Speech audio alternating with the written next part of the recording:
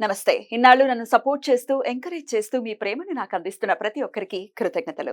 అలాగే ఈ వీడియో కూడా ఖచ్చితంగా మీకు ఉపయోగపడుతుంది. లైక్, షేర్ అండ్ సబ్స్క్రైబ్ చేసి మీ సపోర్ట్‌ని నాకు అందించండి. అలాగే ఈ వీడియో పట్ల మీకున్న అభిప్రాయాన్ని కామెంట్ సెక్షన్‌లో కామెంట్ చేసి తెలియజేయండి.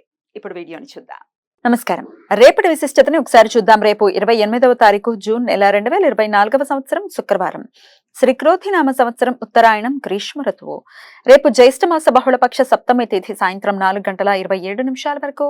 తదుపరి అష్టమి తిథి.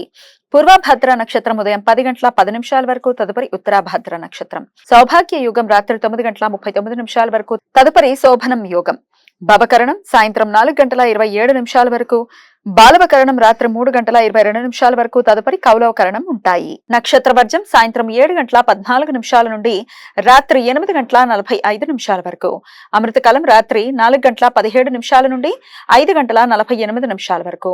హైదరాబాద్ ప్రాంతం వారికి సూర్యోదయం ఉదయం 5:45 సూర్యాస్తమయం సాయంత్రం 6:54 చంద్రోదయం రాత్రి 12:06 చంద్రాస్తమయం పగలు 11:43 అభిజిత్ ముహూర్తం పగలు 11:53 నుండి మధ్యాహ్నం 12:46 వరకు.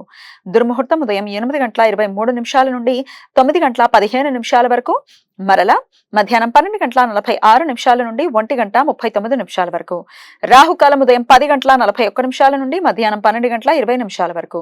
గుళిక కాలం ఉదయం 7:23 నుండి 9:02 వరకు. యమగండం మధ్యాహ్నం 3:37 నుండి సాయంత్రం 5:16 వరకు. అష్టమి తిథి సాయంత్రం 4:27 నుండి ఉన్నందువలన రేపు మాస కాలాష్టమి. కాలభైరవ భక్తులు ప్రతి నెల బహుళపక్ష అష్టమి రోజు ఉపవాసం ఉండి కాలభైరవుణ్ణి పూజిస్తారు. ఈ సమాచారాన్ని మనకందించిన వారు మేడికొండూరు విశ్వనాథ్ ప్రసాద్ గారు.